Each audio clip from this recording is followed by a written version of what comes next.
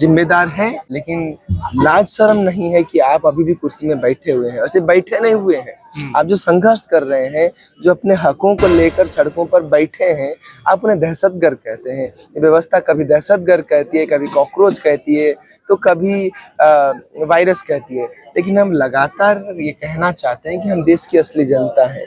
हम अपने मुद्दों, अपनी मांगों को लेकर यहाँ मौजूद हैं, और ये हमारे मुद्दे और मांगे हैं क्या? हम कहते हैं पेपर लीक रुके, सिर्फ पेपर लीक नहीं, शिक्षा व्यवस्था में जो लीक हो रही है बार बार, वो रुके।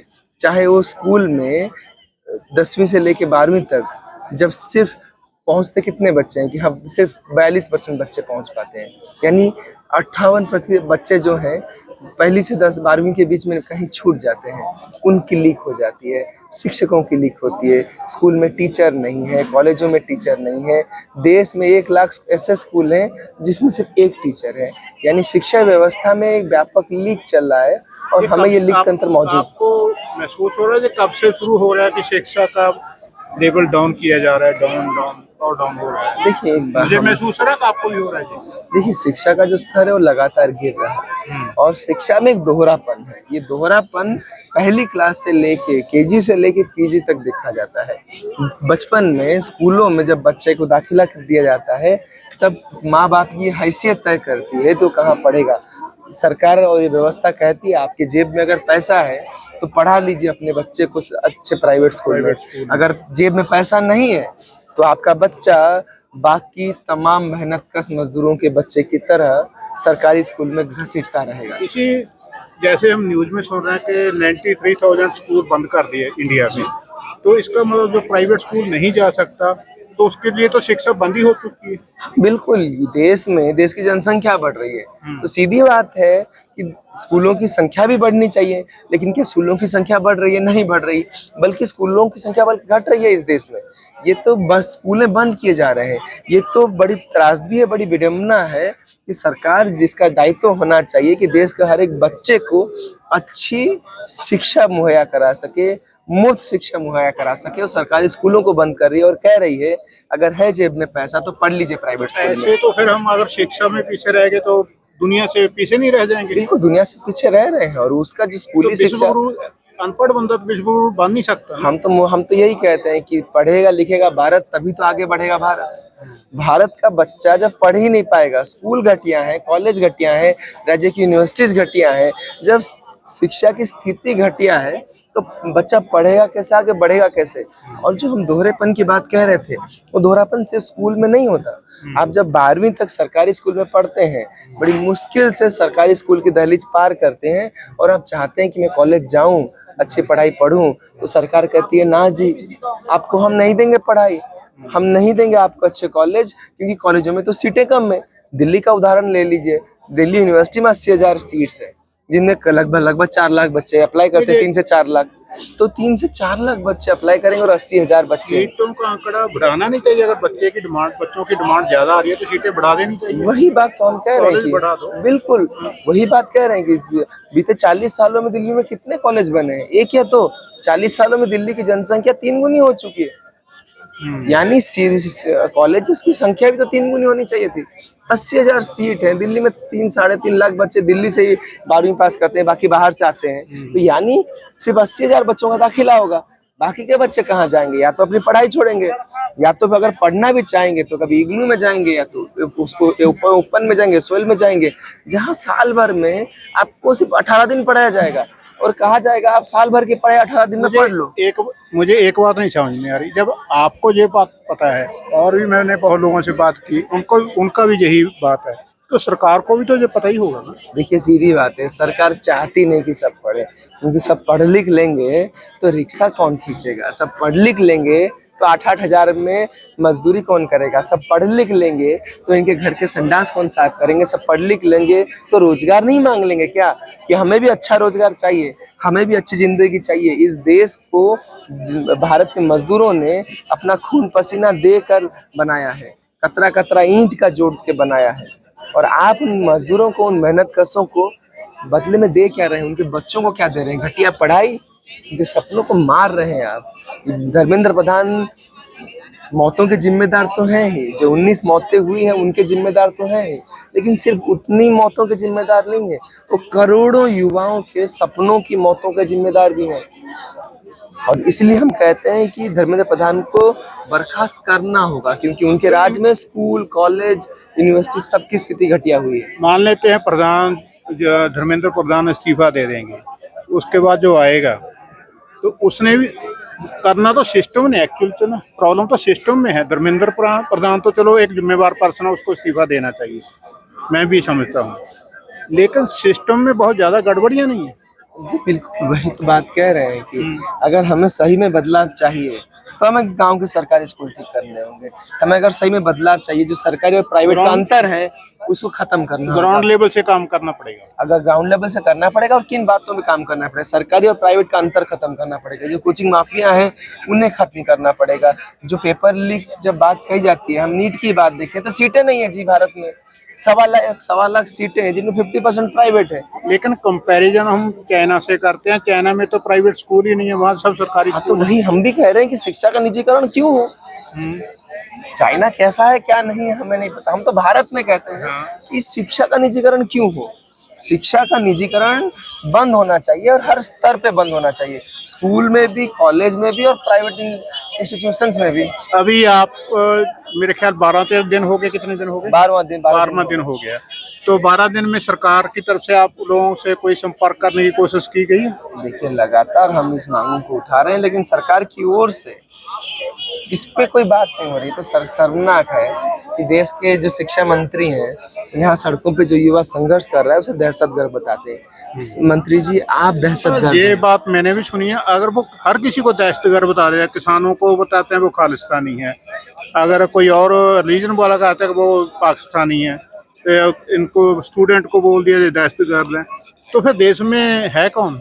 वही तो हम सवाल करते ये हैं। हम कहते दहशतगर्दों हैं, का देश है। देखिए, हम ये कहते हैं कि जो भगत सिंह थे, हम भगत सिंह की विरासत थे। बिल्कुल। भगत सिंह को अंग्रेजों ने आतंकवादी, दहशतगर्द कहा था। लेकिन आप एक बात बताए, भगत सिंह कहा करते थे कि आप व्यक्तियों को कुचल सकते हैं, विचारों को नहीं मार सकते। और दूसरी चीज, हम भगत सिंह की विचारधारा के हैं, और हम ये लगातार ये बात कह रहे हैं कि भगत सिंह को अंग्रेजों ने, अंग्रेजी सेना रोक नहीं पाई। अरे आप क्या रोकेंगे? तो ये KYS से आप क्या सिद्ध करना चाहते हो? आपने क्या है इसका मीनिंग? क्रांतिकारी युवा संगठन ने छात्रों का, आपके संगठन का नाम है? KYS हमारे छात्र समूह का नाम है। ये युवाओं का समूह है, युवाओं का संगठन है, क्योंकि देश का तमाम युवा, सभी युवा छात्र नहीं बन पाता। बहुत से युवा ये उम्मीद करते हैं कि काश हमें सीट मिलती कॉलेजों में, लेकिन वो सीट नहीं मिलती है तो जाके फैक्ट्री में मेहनत करने लगते हैं। उन युवाओं के सपने खतरे में। हमारा संगठन किसी राजनीतिक पार्टी से जुड़ा हुआ नहीं है। आपका संगठन किस एरिया में काम करता है, पूरे इंडिया में या किसी? हम लोग तो दिल्ली में, हरियाणा में, देश के कुछ बाकी इलाकों में काम कर रहे हैं।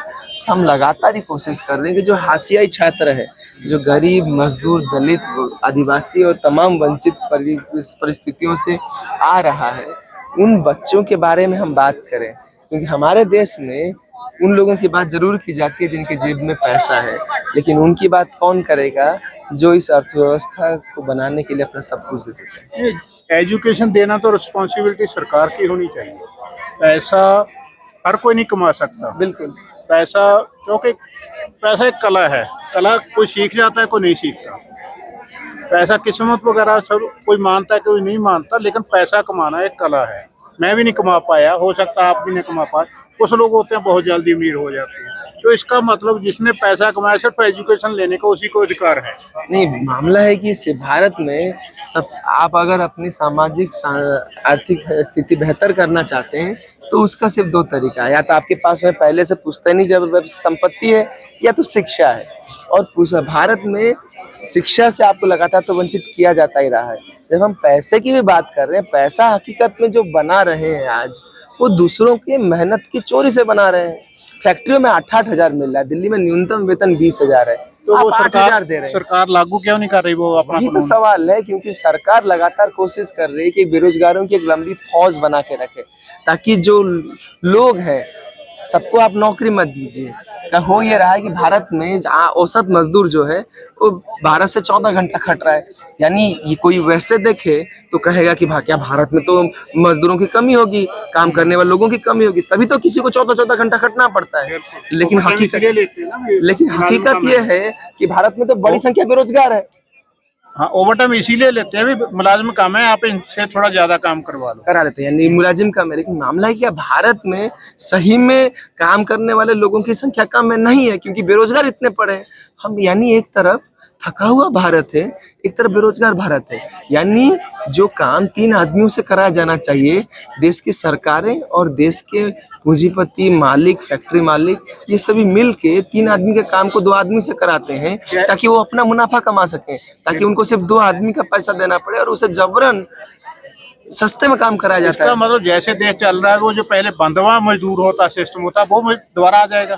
देखिए लगभग स्थिति है। आप दिल्ली जैसे शहर में 8,000 में खट रहे हैं 12-12 घंटा, महिला है तो और कम आपको मिलेगा। न्यूनतम मजदूरी जबकि महिलाओं को 20,000 और भी है। कम देते हैं। हाँ, दिल्ली में आप जाइए बस्तियों में, आप दिल्ली तमाम इंडस्ट्रियल एरियाज में जाइए, महिलाओं को और कम मिल रहा है। यानी सीधी बात है कि शिक्षा से वंचित किया जा रहा है। और किन्हें किया जा रहा है? उन्हीं मजदूरों के बच्चों को किन्हें किया जा रहा है? उन्हें कहा जा रहा है कि देखिए आप तो अपने बच्चों को पढ़ा नहीं सकते, 8,000 में कहाँ पढ़ाएंगे प्राइवेट कॉलेज, भेजिए आप सरकारी स्कूल में, ज्यादा से ज्यादा वो मशीन चलाने लायक पढ़ाई पढ़ लेगा और उसके बाद जाके हमारी फैक्ट्री में फिर से मजदूरी का काम करेगा। तो ये तो एक अपने आप में जो मजदूरी का जो चक्र है, शोषण और उत्पीड़न का चक्र है, उसे बनाए रखने का काम किया जा रहा है। तो आपका संगठन जो कितने समय से काम कर रहा है सर? देखिए हम बीते 2 दशक से ज्यादा समय हो गया हम काम कर रहे हैं, और लगातार इस आंदोलन में जब हम अपना सहयोग दे रहे हैं, तब हम ये कह रहे हैं कि आंदोलन सिर्फ और सिर्फ नीट तक सीमित नहीं है। इस आंदोलन को अगर सफल बनाना होगा तो उसके लिए जरूरी है कि हमें उन छात्रों के, उन युवाओं के मुद्दों को उठाना होगा जो स्कूलों से बाहर निकल गए, जो कॉलेजों से बाहर निकल गए, जो यूनिवर्सिटी से बाहर निकल गए। हमें उन छात्रों के, उन युवाओं के मुद्दों को उठाना होगा। अगर हम मुद्दों को उठा पाएंगे तब जाके हमारा आंदोलन सफल होगा। लेकिन ये जो सबसे पहली मांग होगी कि धर्मेंद्र प्रधान को उनके पद से बर्खास्त किया जाए, ये मांग भी लगातार जरूरी है, क्योंकि जिनके हाथ तमाम छात्रों के सपनों के खून से रंगे हुए हैं, उन्हें अपने पद से हटना तो पड़ेगा ही। तो आपने बोला 3 दशक से आपकी ये संस्था चल रही है, तो इसका मतलब आपका संस्था के जो फाउंडर होंगे, आप तो फाउंडर है नहीं, फाउंडर फिर कोई और लोग हैं ना? देखिए सीधी चीज़ों की शुरुआत कैसे, चीज़ों की शुरुआत ऐसे हुई कि हम जब एक ऐसे दौर में जी रहे हैं जहाँ पे सत्ता और विपक्ष दोनों हिस्सा समाज में कतार में खड़ा जो अंतिम व्यक्ति है, उसके अधिकारों को, उसकी आवाज़ों को दबाने की लगातार कोशिश करता है। और हमारी जो लगातार कोशिश रही है उन युवाओं के मुद्दों को सामने लाना है जिनकी आवाजें नहीं सुनी गई। वैसे देखा जा रहा है कि जो कमजोर है उसको और दबाया जाता है, जो थोड़ा ताकतवर है उससे पीछे हट जाता है। बिल्कुल, इसीलिए हम ये कोशिश कर रहे हैं बस्तियों में, गांव जाके अवेयरनेस फैला रहे हो आप। हम लोगों को संगठित कर रहे हैं, संगठित करके अपने मुद्दों के लिए लड़ने की बात कह रहे हैं। यहाँ पे कोई चीज भीख मांग के तो मिलेगी नहीं। ये जो व्यवस्था है, ये व्यवस्था किसी को भीख नहीं दे रही, यह हमारा अधिकार है और हम अधिकार व्यवस्था से छीन के लेंगे। अरे जो आप शिक्षा का अधिकार करें, 8वीं तक ही दिया आपने केजी से पीजी तक तो शिक्षा का अधिकार दिया नहीं, लेकिन सरकार ऐसा जताती है मानो किसी को भीख दे दी। अरे ये देश के युवाओं का, देश के बच्चों का अधिकार है कि केजी से पीजी तक, चाहे राष्ट्रपति का बच्चा हो या मजदूर का बच्चा हो, अफसर का बच्चा हो या चपरासी का बच्चा हो, किस स्कूल में पढ़े, क्यों प्राइवेट स्कूल हो, इस मुद्दे को पूरे देश में स्थापित करने का काम हमने किया है। और लगातार हम इस आंदोलन को आगे बढ़ा रहे हैं ताकि जो हमारा लक्ष्य है केजी से पीजी तक देश के सभी युवाओं को समान, मुफ्त और एक सम्मानजनक शिक्षा व्यवस्था मुहैया किया जा सके, उसके लिए हम लड़ रहे हैं और आगे लड़ते रहेंगे। तो आपके संगठन के कितने अभी तक लोगों को आप साथ में जोड़ चुके हो? कुछ आप रिकॉर्ड वगैरह मेंटेन करते हो या नहीं? हमारे तमाम संगठन दिल्ली में, हरियाणा में और तमाम इलाकों में काम कर रहे हैं। नहीं, कुछ आप क्वांटिटी बता सकते हो कितने लोग होंगे? हजारों में हैं लोग, और लगातार हम ये मुद्दों को उठा रहे हैं। क्योंकि आप संगठनों में संगठन के बारे में बात कर रहे हैं। संगठन लगातार एक कोशिश करते हैं। दिल्ली यूनिवर्सिटी में खास करके जब आप देखेंगे कि उसमें जो सबसे गरीब छात्र हैं, हम उनके बारे में बात करते हैं। किसी की जिन भी राज्यों में है, उन राज्यों में जो सरकारी स्कूलों में पढ़ रहे हैं, जो दलितों के, आदिवासियों के बच्चे हैं, उनकी बातों को उठा रहे हैं। हमारे लिए ज़रूरी है कि ये जो मुद्दा है, छात्रों के भविष्य का मुद्दा, सिर्फ उन छात्रों का नहीं जिनके पास सपने देखने का हक है। हम उन छात्रों के भी मुद्दों को उठा रहे हैं जिनके सपने कुचल दिए गए हैं। हम कहते हैं कि सपने देखने का हक देश के हर एक युवा को है। उन सपनों को पूरा करने की जिम्मेदारी देश की सरकार की है। और हम इस मुद्दे को लेके संघर्ष कर रहे हैं, लोगों को संगठित कर रहे हैं और वो संगठित करके अपने आंदोलन को मजबूत कर रहे हैं। और हमें यकीन है कि हम जीतेंगे सब। आप अपना पूरा नाम और संगठन का पूरा नाम बोल। मेरा नाम पृथ्वीराज है, मैं दिल्ली यूनिवर्सिटी में पीएचडी करता हूँ। आपके पास क्या डेजिग्नेशन है संगठन में? हमारे संगठन में कोई प्रेसिडेंट सेक्रेटरी नहीं है, हम सभी साथ में मिलकर काम करते हैं। मैं दिल्ली में जो हमारी कमेटी है, राज्य समिति है, मैं उसका सदस्य हूँ और हम साथ में मिलकर पूरा नाम संगठन का पूरा नाम? क्रांतिकारी युवा संगठन है हमारे संगठन का नाम। मेरा नाम पृथ्वीराज है। थैंक यू सर, बहुत बड़ी स्थिर बनाने की मनोकामना बहुत हाँ, बड़ी। मतलब ये तमाम लोगों की उम्मीदें हैं। हम यहाँ इसलिए आए हैं कि कहीं ये आंदोलन से पेपर लीक में खत्म ना हो जाए। हाँ, इसको ये आगे जरूरी है, बढ़ाना। ये लोगों को बताना जरूरी है कि पेपर लीक से आगे लड़ाई बाकी है। तो thank you sir. Thank you for watching. Please subscribe and follow.